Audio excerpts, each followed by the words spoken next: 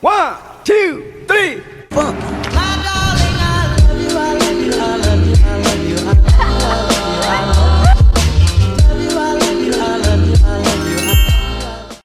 Sup everybody, it's Bobby here. Welcome back to my YouTube channel.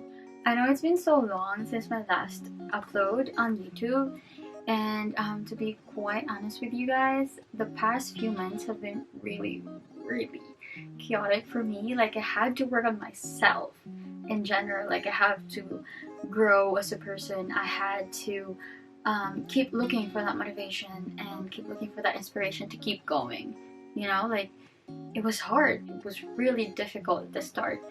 But now that I think I kind of got the hang of it and I'm doing better in general, thank God, I thought maybe I could start uploading videos again. I just hope I can do better this time. LOL.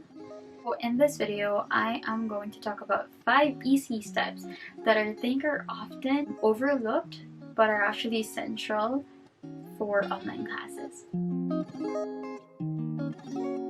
The first one is finding a really good place in your home.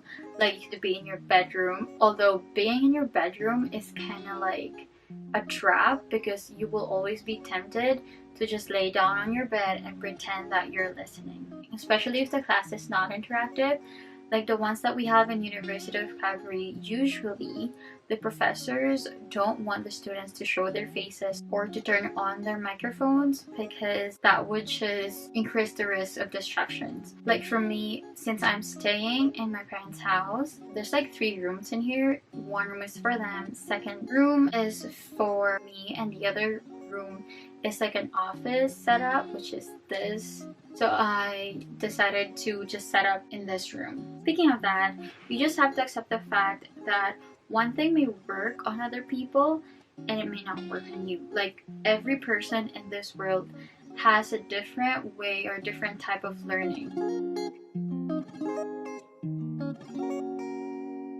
For me, for example, I like my room messy, or my desk at least, because it gives that vibe that I don't have enough time to clean right now. I'm so into it that I just don't have time for cleaning, you know? And like, that's for me. Like, some other people like to clean first. They want like a tidy space for their study. That's good too. What I'm basically saying here is that it's a good thing that you can customize your space or personalize it the way you want it to be. So whatever works for you, do it. And it's really important to find that setup that works best for you.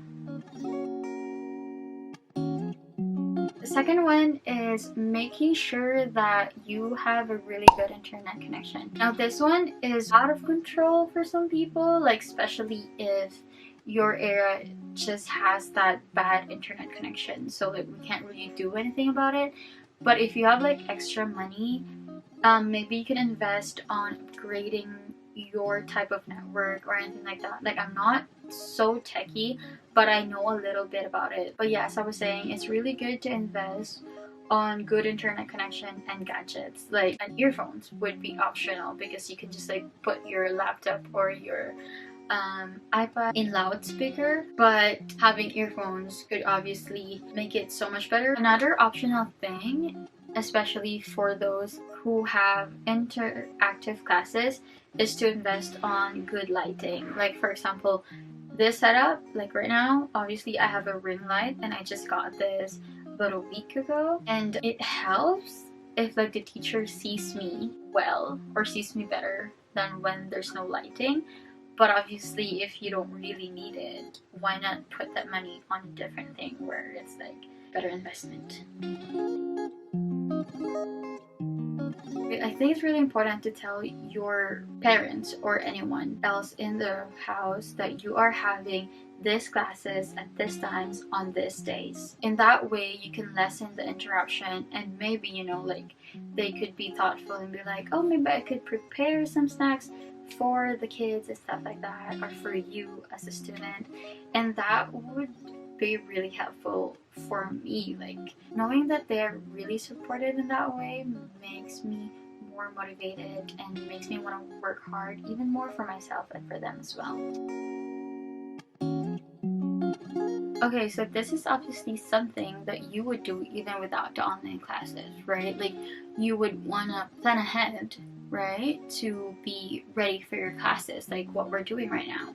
Personally, I think it's really, really important to plan, like, way beforehand. Like, I have my yearly, monthly, weekly, daily, and even hourly planning of everything that I'm going to do. Usually, at the start of the year, I start to fill out all the dates that are important for me. Like, for example, birthdays, right? Like, I just fill up all those dates for birthdays of my loved ones. And then maybe another thing would be a vacation that I've planned for that year. Summer things that I want to try out, and maybe like tentative dates. And it's really important to like assign colors, you know, orange for vacations, tentative dates for green, red for birthdays, stuff like that. Like, those are minor things that could actually help you quickly and easily recognize everything you have to do for that year. For monthly, I'm going to start that on the first day of the month or the last day of the previous month. Hey guys, just for reference, I thought maybe I could show you a little bit about what my planner looked like from last year. If you're curious, I got this planner from Winners, and I think it was about like $10, and it has everything I needed for last year. So it has my details about the owner, about like my school schedule and my classes, which is really handy because sometimes I forget where or what time my classes were, especially at the start of the semester. Then it has monthly pages. This is what I've been saying, that for each thing that I have to do, like for example appointments, I assigned blue, and then for work that's the green.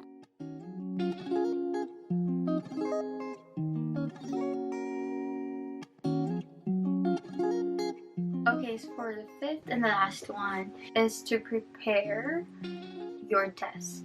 Like, just make sure that everything is within your reach and that the desk that you have is personalized enough that it works best for you. I don't know if that makes sense, but don't worry too much because my next video will be about my study desk and how I like to personalize it, or I will also be giving different options where it could work for me or not work for me and stuff like that. Hey guys, I'll just pop in here for a quick second. I totally forgot that I wasn't able to do a closing statement. I hope you guys learned a thing or two in this video, and I really hope that this video has helped you. I just want to say that the best way to reach me is through Instagram, but you can always just comment down below and ask me questions, and I'll try my best to answer them. You guys have a great day and a fun and really exciting school year. See ya! This video is actually sponsored by Pearson Canada, the world's leading learning company. They have this product called the Pearson eTexts, which is basically a digital textbook, a notebook, and a study tool all in one. The prices starts for as low as $29.99. And since it is all paperless, it just allows you to help lessen the cutting down of trees. Plus, it feeds your cravings for personalization and interactivity, as it enables us to use multicolor highlighters. It has search function to save us time, and there's embedded videos in that digital textbook. And there's a night mode option, which I'm pretty sure just makes readings so much more bearable for night owls out there like me. So these eTexts can be purchased from the Pearson's e-commerce site, which is really timely given the situation that we have. Like, imagine how life could be so much easier if you don't have to carry those huge textbooks. Just try to picture that out.